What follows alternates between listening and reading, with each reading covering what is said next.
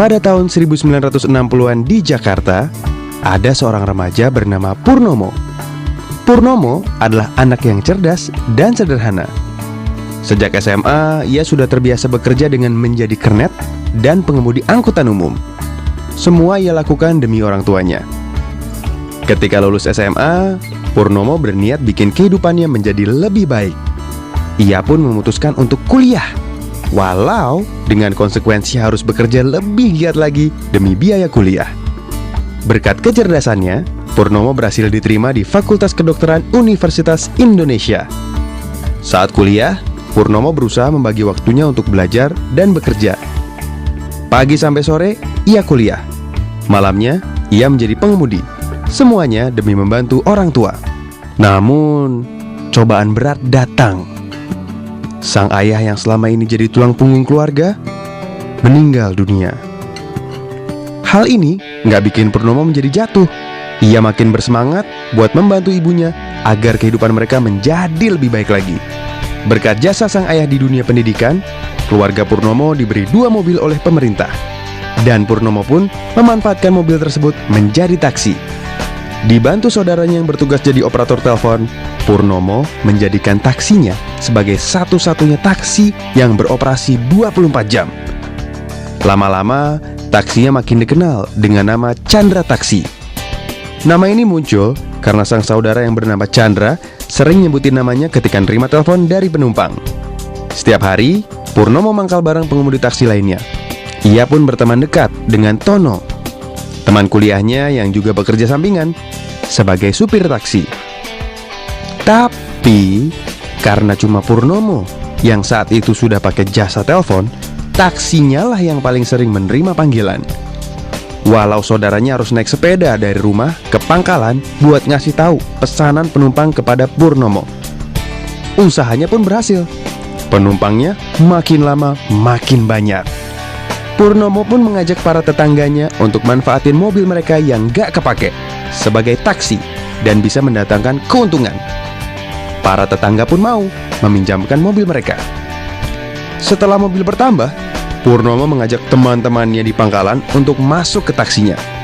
Ia menawarkan sistem baru yang menggantikan sistem setoran selama ini. Sistem ini dikenal dengan nama Argo 2 arah. Selain ke penumpang, Argo juga dikenakan ke pengemudi. Jadi, semakin giat pengemudi bekerja, bakal semakin banyak uang yang didapat. Dengan sistem ini juga, pengemudi yang nggak dapat penumpang nggak wajib buat nyetor uang seperti sistem setoran biasa. Nggak semua temennya mau beralih ke taksi Purnomo. Salah satunya adalah Tono, yang juga teman kuliah Purnomo. Tono merasa kalau ia sudah nyaman dan cukup dengan keadaannya sekarang. Ia nggak mau ngambil resiko, ninggalin pekerjaan yang sekarang dengan beralih ke taksi Purnomo yang baru aja merintis. Tono adalah contoh orang yang takut gagal dalam meraih kesuksesan. Sedangkan Purnomo berani mengejar kesuksesan tanpa takut gagal. Dengan pemikiran untuk berubah jadi lebih baik dari waktu ke waktu. Dalam setiap langkah usaha, harapan, dan keyakinan akan kesuksesan. Sebagai entrepreneur, mobil bertambah, begitu juga pengemudinya. Selain mengembangkan kemampuan manajerialnya, Purnomo berniat mengembangkan area kerja taksinya. Selama ini area kerjanya masih terbatas karena ilegal dan nggak punya izin kerja. Makanya disebut taksi gelap. Karena armadanya masih sedikit dan belum punya pengalaman, sulit mendapat izin dari pemerintah. Awalnya, pemerintah lebih memilih untuk ngasih izin usaha taksi kepada pengusaha yang sudah memiliki pengalaman di bidang transportasi, seperti bis dan metro mini. Tapi Purnomo nggak mau nyerah.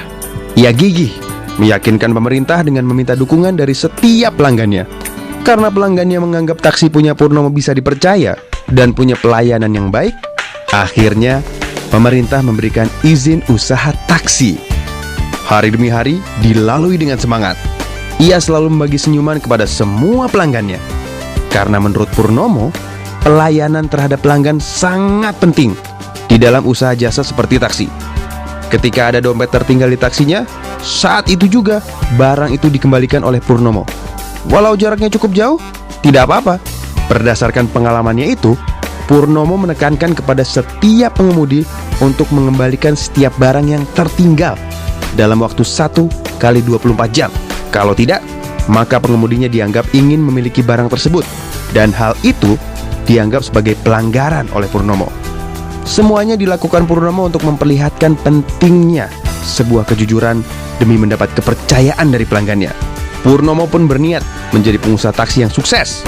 Ia pun meminjam modal dari bank untuk mengganti semua taksi miliknya, karena mobil yang selama ini dipakai hanya bersifat pinjaman dari para tetangganya.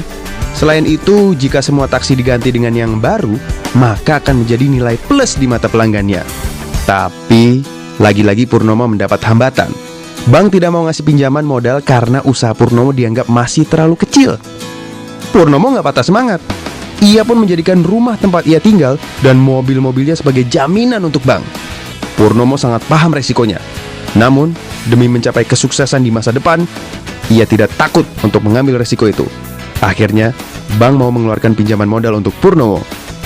Armada taksi milik Purnomo semakin bertambah. Fasilitasnya pun makin lengkap. Dari yang hanya pakai telepon, sekarang jadi radio panggil. Mobilnya pun dilengkapi dengan AC dan teknologi GPS untuk mendeteksi keberadaan mobil dan penumpang. Dengan bertambahnya usia dan perusahaan yang terus berkembang jadi besar, Purnomo merasa tidak mungkin untuk menangani semuanya sendirian. Ia pun melakukan perubahan. Sistem manajemen di perusahaan taksinya dirubah jadi sistem manajemen modern, dengan penempatan beberapa orang manajer di berbagai divisi perusahaan untuk menjalankan usaha taksinya. Suatu ketika di pangkalan taksi, Tono yang sudah semakin tua sedang menunggu penumpang. Seperti biasanya, lalu ia melihat seseorang turun dari sebuah taksi berwarna biru teduh. Ia pun mengenali sosok itu. Itu adalah Purnomo, atau sekarang lebih dikenal dengan nama Dr. Haji Purnomo Prawiro. Purnomo kini telah berhasil mengembangkan perusahaan taksinya. Dari yang hanya 2 unit, jadi sekitar 17.000 unit. Ia selalu berkomitmen untuk memberi pelayanan terbaik buat pelanggannya. Sama seperti mitos tentang seekor burung yang selalu mengabulkan keinginan orang yang jujur dan bekerja keras, maka ia memberi nama armadanya dengan nama Bluebird. Apa yang kalian baru lihat adalah kisah seorang mahasiswa kedokteran yang memilih profesi sebagai seorang pengusaha. Sebagai mahasiswa kedokteran, Purnomo punya pilihan. Apakah menjadi dokter atau pengusaha? Purnomo berpendapat lebih baik jadi usahawan yang luar biasa daripada menjadi dokter yang biasa-biasa saja. Berkat semangat wirausaha Purnomo, Bluebird yang didirikannya kini telah berkembang menjadi 17.000 armada taksi dengan puluhan ribu karyawan.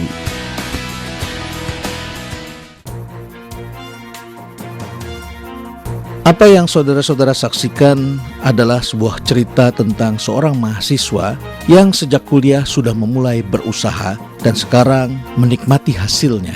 Sebagai seorang mahasiswa di Fakultas Kedokteran, mahasiswa itu tidak memiliki latar belakang atau DNA wirausaha. Keluarganya adalah pendidik dan sekolahnya pun di bidang kedokteran.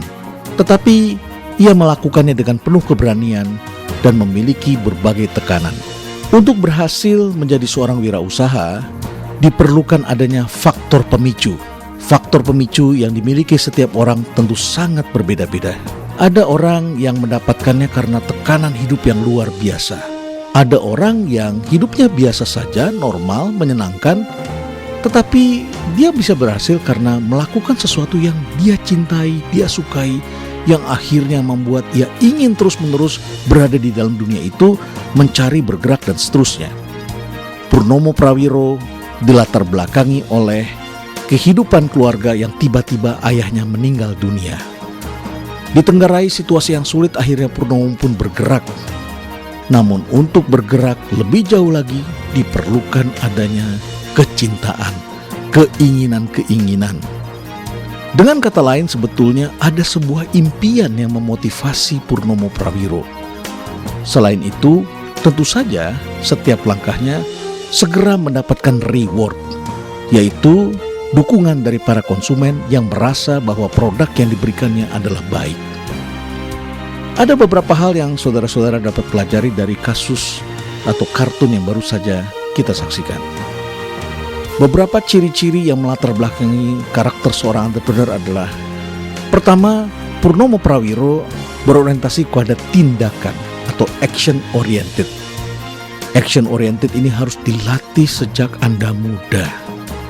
Purnomo berlatih dengan membagi-bagikan kartu nama, menyerahkan nomor telepon kepada para tamu di hotel, para pemilik hotel, petugas di hotel, sehingga kemudian mereka ingin mengangkat telepon menghubungi perusahaan taksinya. Dia menaruh orang untuk menerima telepon, melayani, mengejar tamu, mengumpulkan mobil tetangga, mengumpulkan para sopir, mengurus izin dan lain sebagainya. Action oriented. Yang kedua, creative thinking. Dalam hal ini kita melihat betapa kreatifnya Purnomo dalam menembus berbagai dinding-dinding kesulitan, baik saat mengurus perizinan maupun saat mengatur sistem yang menggantikan sistem setoran menjadi sistem Argo. Kemudian terus berlanjut sampai hari ini menerapkan sistem radio sampai kemudian akhirnya berhasil dengan GPS. Yang ketiga, Purnomo tidak merekrut karyawannya berbasiskan indeks prestasi, kecerdasan, ijazah, dan lain sebagainya, melainkan ia merekrut berdasarkan tata nilai. Bahkan ia menanamkan nilai-nilai yang baik, yaitu nilai-nilai kejujuran, kerja keras, dan lain sebagainya. Setiap orang yang berhasil mengumpulkan orang-orang ini akan mendorong usaha menjadi tumbuh lebih kuat dan lebih besar. Yang keempat, kita saksikan juga Purnomo memiliki karakter usahawan yang berbeda dengan non-usahawan. Seorang usahawan adalah orang yang bergerak dan berani mengambil resiko dan kemudian mengembangkan usahanya step by step dan ia melakukan perubahan. Sedangkan yang non-usahawan seperti Tono lebih banyak menunggu dan tidak melakukan perubahan sama sekali. Yang kelima, ia juga mengorganisir para supir dan para tetangga-tetangganya dan kemudian dia mengurus modal pinjaman. Dia mengambil risiko, menjaminkan rumah dan mobilnya untuk mendapatkan seluruh modal-modal itu. Yang keenam, ia membangun mata rantai supply atau supply chain yang mulai dari mobil, supir, pelanggan, sistem, perizinan, modal, dan sebagainya. Yang berikutnya, ia menerapkan teknologi. Selain menerapkan teknologi, ia pun juga menerapkan manajemen modern. Itulah yang melatar belakangi seorang menjadi pengusaha yang sukses dan tumbuh menjadi besar. Kewirausahaan saja tidak cukup, ia juga memerlukan leadership, tata nilai, dan tentu saja kemampuan manajerial secara profesional untuk menjadikan Anda seorang entrepreneur modern.